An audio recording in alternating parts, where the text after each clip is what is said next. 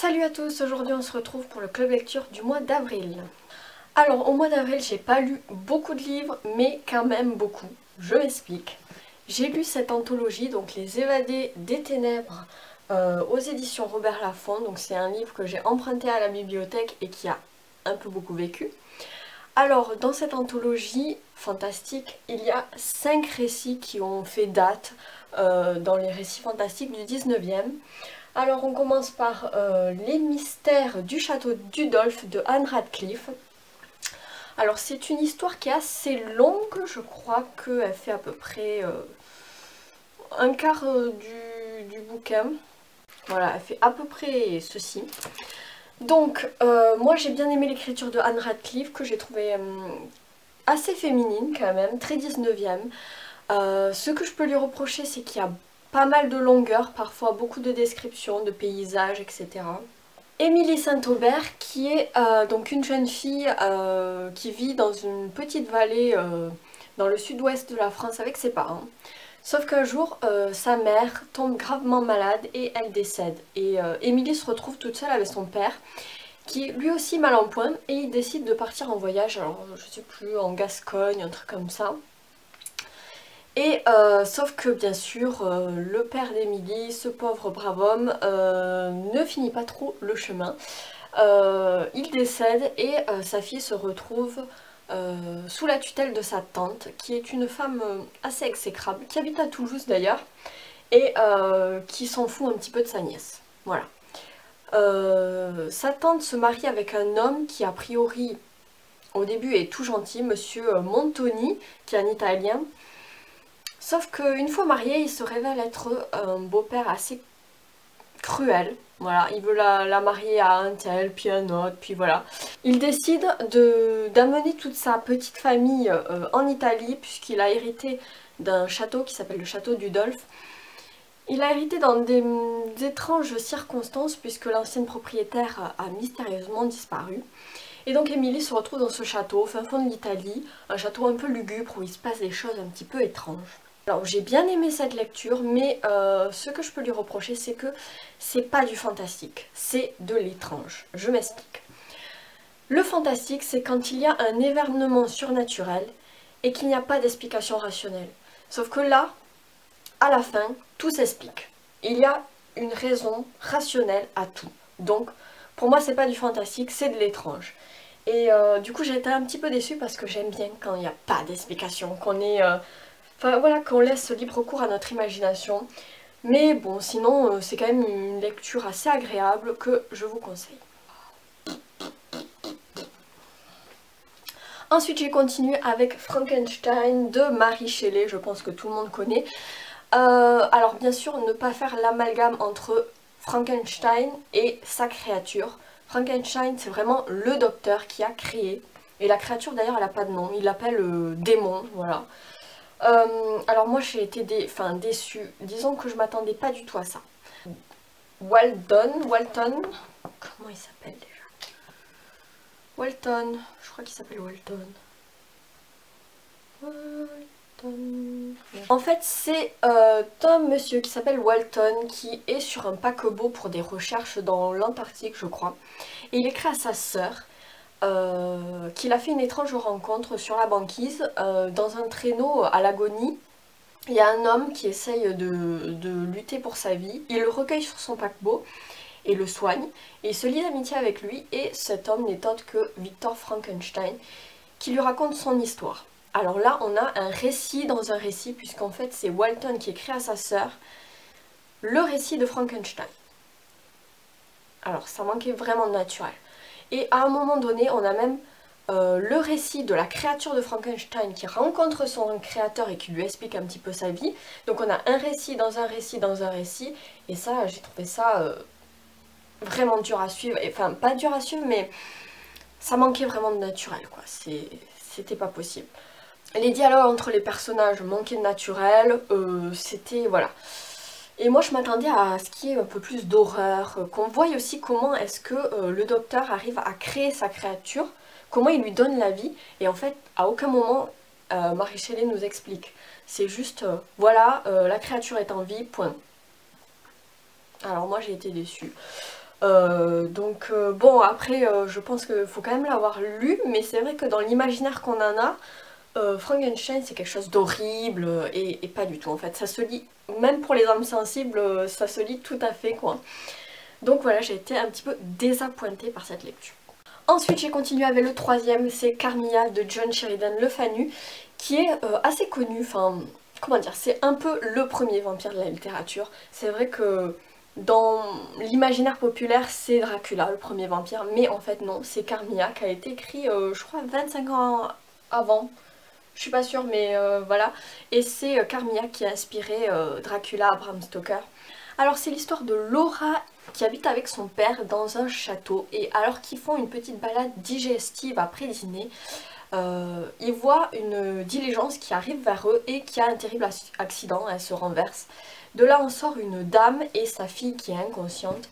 Et là la dame explique au père de Laura qu'elle doit poursuivre son chemin parce qu'elle a un voyage qui presse et c'est une question de vie ou de mort et qu'elle ne peut pas attendre que sa fille se rétablisse.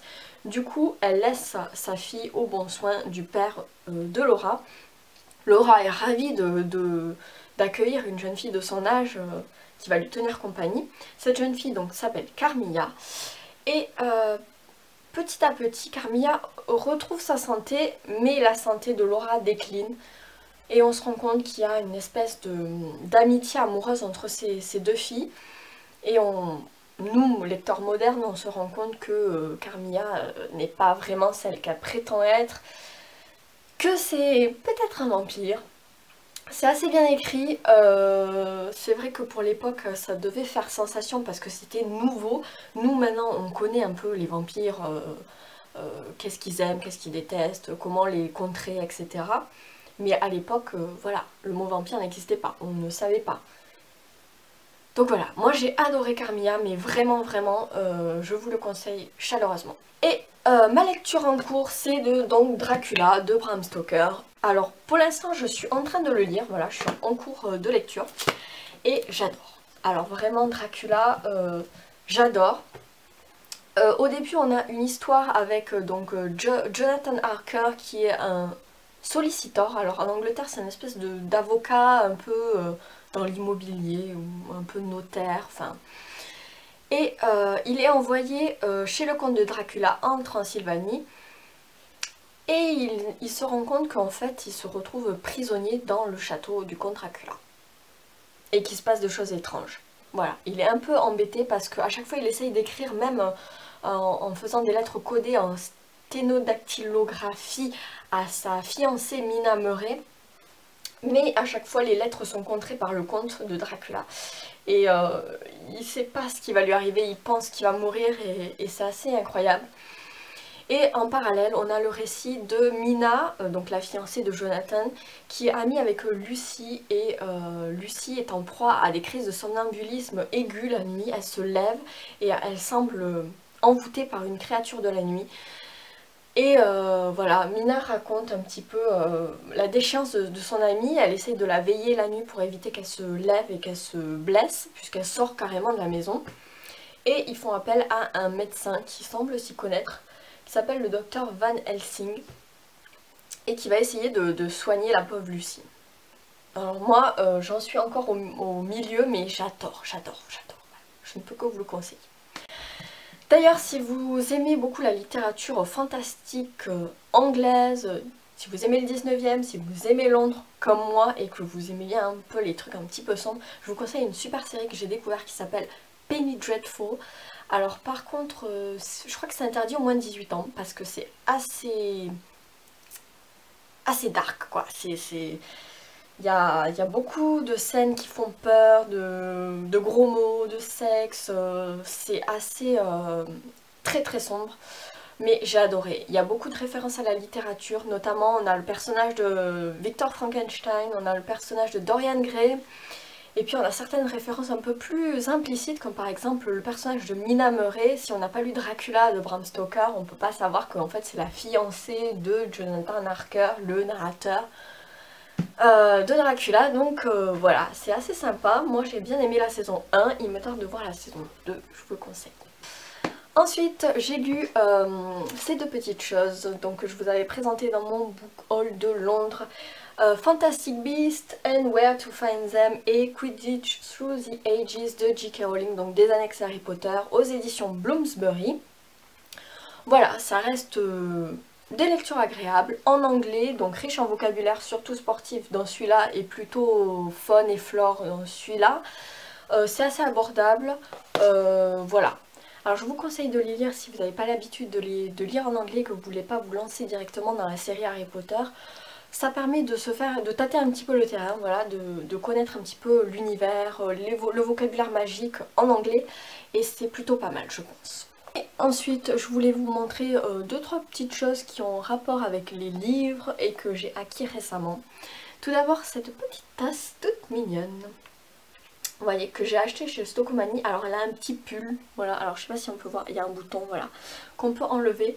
Alors c'est très très joli, par contre c'est pas très pratique pour boire, il faut enlever le petit pull comme ça, mais bon, je trouvais ça trop mignon.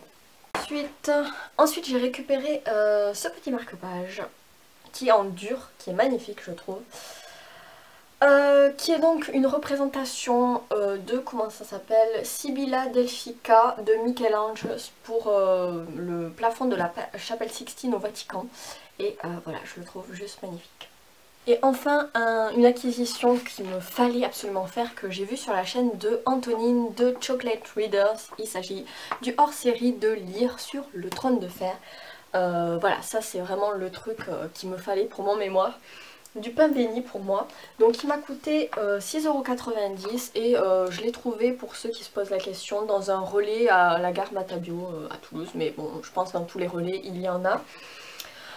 Je suis en train de le lire et pour l'instant j'adore. Il y a une grande interview de George Martin et il y a aussi un chapitre du prochain livre, du tome 16 dedans, que je n'ai pas encore lu mais il me tarde.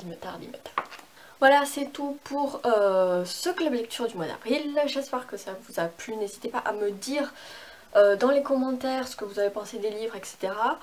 Si vous avez aussi des idées de nouvelles catégories de vidéos, parce que je suis en train de remanier un petit peu la chaîne. Je sais pas, pour ceux qui étaient là avant, j'ai changé le nom de ma chaîne. Je me suis dit que Cam et la Dusty Library ça me correspondait mieux, parce que c'est vrai que je lis beaucoup de classiques et mon but en fait c'est de vous faire découvrir les classiques et de vous montrer que c'est pas que de la littérature poussiéreuse comme on en a l'idée. C'est vrai que généralement les classiques on les lit un peu à l'école quoi, et que c'est un peu la corvée, mais non, il y a quand même des choses super cool. Et voilà, bon bien sûr je vais vous parler aussi de trucs plus récents, mais c'est vrai que moi mon truc c'est quand même les classiques. Et voilà, c'est swag les classiques, je vous assure.